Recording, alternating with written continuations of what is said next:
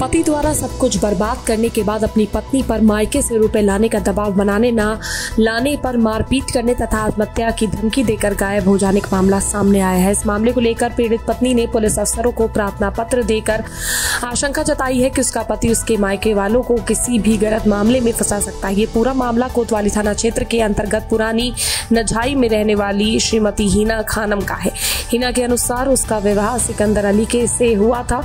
विवाह के बाद से ही उसके पति की हरकतें संदिग्ध हो गई। पति द्वारा कई लोगों से कर्जा भी लिया गया। इस कर्ज को चुकाने के लिए पति द्वारा उस पर मायके से पैसा लाने का दबाव बनाए जाने लगा। इस बीच उसके पति ने उसके मायके वालों से रेडीमेड गारमेंट की दुकान खोलने के नाम पर 2 लाख रुपए भी लिए, लेकिन कुछ समय बाद ही उसने अपनी हरकतों के चलते सब कुछ बर्बाद कर दुकान बंद कर दी। हिना का कहना है कि उसके मायके वालों ने दहेज में सोने चांदी जेवर भी दिए थे।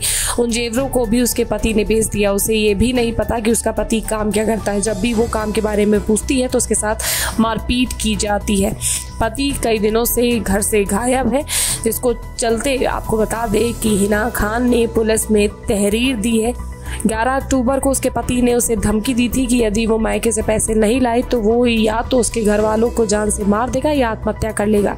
इसके बाद वो घर से गायब हो गया और अपने दोनों मोबाइल भी बंद कर लिए हैं। तब से उसके पति का कोई अता पता नहीं है। उसने आशंका जताई है कि यदि उसके पति के साथ कुछ भी घटना होती है या उसका पति किसी अनहोनी को अंजाम देता है तो इसका जिम्मेदार उसका पति खुद होगा। प्रार्थना पत्र में उसने अपने पति की गतिविधियों की गहराई से जांच किए जाने तथा मायके वालों की सुरक्षा किए जाने की पुलिस से गुहार लगाई है। झांसी से राहुल उपाध्याय के साथ धीरज शिवहरे की रिपोर्ट। हिना खानम। क्या मामला लेके आए? जी, हमारे हस्बैंड क्या कहते हैं हमसे फ्रॉड करके भाग गए हैं घर से और 1.5 महीने से गायब हैं। सैयद सिकंदर अली उनकी वाइफ हैं और क्या कहते हैं घर पे हमेशा लड़ते झगड़ते रहते थे, गाली गलौज करते थे कि घर से 10 लाख रुपए ले आओ, नहीं तो हम तुम्हें तलाक दे देंगे, लड़का नहीं होगा तो तुम्हें मार डालेंगे, तलाक दे देंगे। और पत्तियों का भी इनका बहुत लफड़ा है, बहुत लेन देन है। कम से कम 70-80 लाख का इनका कर्जा है। इस वजह से घर में कर्जदार आते हैं तो ये भाग जाते हैं पीछे से। उनके भैया भाभी हैं जो वो लोग भगा देते हैं, ऊपर से खून फान के भागे हैं वो। और हर चीज़ में बस अभी 9 अगस्त को उन्होंने हमारा गला दबाने की कोशिश करी थी, मानने की। जो खून भी निकल आया था, भैया भाभी ने बोला कि माफ़ कर दो, अब वो नहीं करेगा कभी ऐसा, सिकंदर को माफ़ कर दो। मैंने माफ़ कर दिया। पिछले साल मैंने पुलिस भी बुलाई थी, उसके बावजूद ये पैरों पे गिर गए थे, माफ़ कर दो, अब कभी हम ऐसा नहीं करेंगे। इन्होंने हर समय ये यही करते हैं। मोबाइल फाइनेंस में हमें फंसा गए। मोबाइल फाइनेंस के नोटिस आ रहे हैं, चेक बाउंस के नोटिस आ रहे हैं हमारे पास। हर चीज़ में हमें ब्लेम किया जा रहा है और कह रहा है क्या सबूत है कि हमने कराया मोबाइल फाइनेंस। हमारा जेवर है, वो जेवर इन्होंने पता नहीं किसको दे दिया।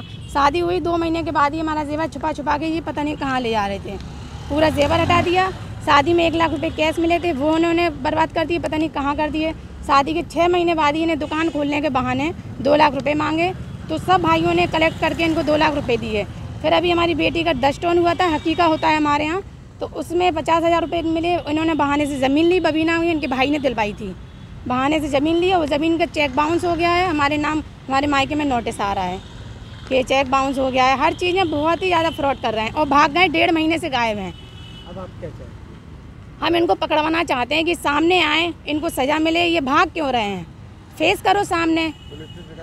पुलिस से मैंने SP ऑफिस में भी की है, महिला थाने में भी की है, कोतवाली में भी की है, मुख्यमंत्री पोर्टल पे भी की है, लेकिन कुछ भी इसका समाधान नहीं हो रहा है। कितने बच्चे हैं आप? एक बेटी है हमारी 6 साल की, वो स्कूल भी नहीं जा पा रही है, खाने पीने को नहीं है। कैसे हम लोग हैंडल कर रहे हैं हम ही लोग जान रहे हैं। और उल्टे सीधे और अब ये संबंध भी है इनके कई औरतों से, एक से नहीं कई औरतों से।